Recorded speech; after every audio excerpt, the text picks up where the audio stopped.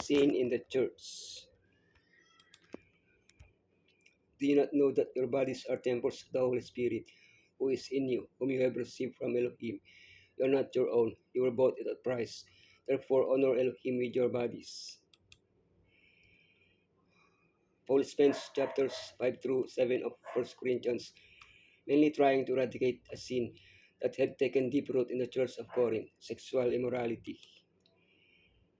This specific sin was compounded by others such as offenses and frauds committed among the brothers themselves, which were brought before the civil courts.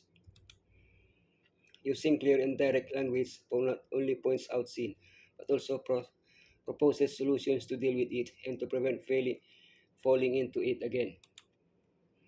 Sin in the church, the consented sin, eradication of sin, dealing with internal problems, how to avoid sin in church, temples of the Holy Spirit, lawful sexuality, sin in the church,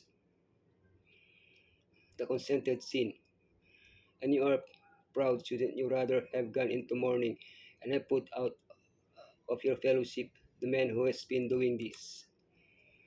In the church of Corinth, there was sexual immorality among you, and of a kind that even pagans do not tolerate. The existence of an incestuous relationship within the church was a very serious matter, but the situation was made even worse because instead of generating repulsion among the members, they were proud to tolerate this sin. The church was made up primarily of Gentiles. Their own conscience told them that this incest should not be tolerated.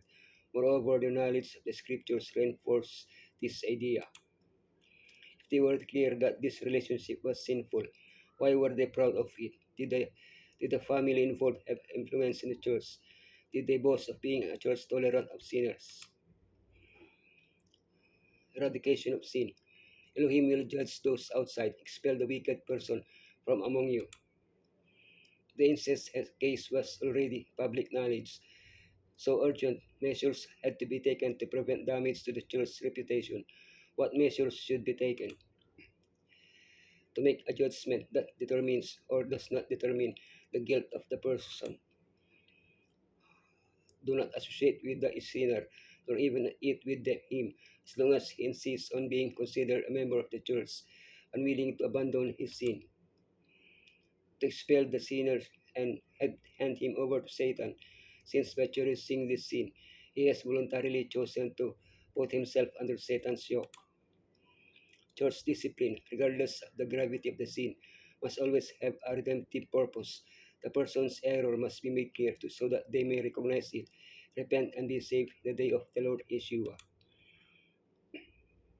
Dealing with internal problems.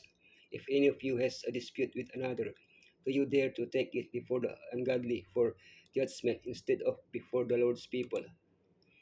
After explaining how to resolve sin within the church, Paul rebukes them for not following the correct guidelines and for leaving disputes between believers to secular courts. But Paul goes further and attacks the root of the problem. First, there should be no disagreements among church members, and of course, members should not wrong or defraud another member. Secondly, brothers must be willing to forgive the offense. Third, if there is no agreement between the members, the church must judge or mediate between them. Unless it is a criminal matter, internal church problems should be resolved internally. It is our work to know our special failings and sins, which cause darkness and spiritual feebleness, and quench our first love. Is it worldliness? Is it selfishness? Is it the love of self-esteem? Is it striving to be first? Is it the sin of sensuality that is intensely active? Is it the sin of the Nicolaitans, turning the grace of Elohim into lasciviousness? Is it the misuse and abuse of great light and opportunities and privileges, making boasted claims to wisdom and religious knowledge, while the life and character are inconsistent and immoral? Whatever it is that has been petted, cultivated until it has become strong and overmastering, make determined efforts to overcome, else you will be lost. How to avoid sin in church. Temples of the Holy Spirit. Do you not know that your bodies are temples of the Holy Spirit, who is in you, whom you have received from Elohim. You are not your own. After addressing the issue of litigation, Paul returns to the main topic, sexual immorality within the church. Why did it exist? Christians are called to holiness, and this should exclude all sin. But some argued that since their sins had already been forgiven, they could do whatever they wanted with their bodies. That is why Paul clarifies that the body is not meant for sexual immorality. His argument, our bodies are members of Messiah. We cannot take a member of Messiah and unite it with a prostitute or an adulteress. Finally, it leads us to reflect on a crucial matter.